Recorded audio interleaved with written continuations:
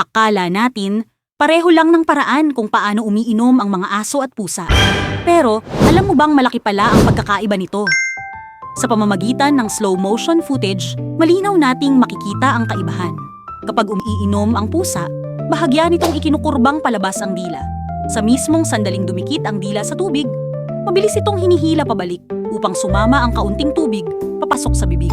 Dahil dito, madalas nating makita na tumatalsik ang tubig kapag umiinom ang mga alagang pusa. Minsan napupunta pa sa dingding o sa sarili nilang mukha. Ang aso sa kabilang banda ay kabaligtaran ang ginagawa. Kapag umiinom sila, ikinukurba nila paatras ang kanilang dila at sumasandok ng tubig papasok sa bibig.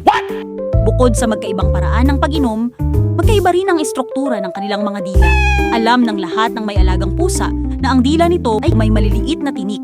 Kaya kapag dinilaan ka nito, ramdam mo ang magaspang na pakiramdam. Samantala, ang dila ng aso ay makinis, kaya ang pagdila nila ay mas banayad. Mahilig ka ba sa mga ganitong klaseng content? Follow mo lang ang Beds TV dahil marami na tayong uploaded videos na gaya nito.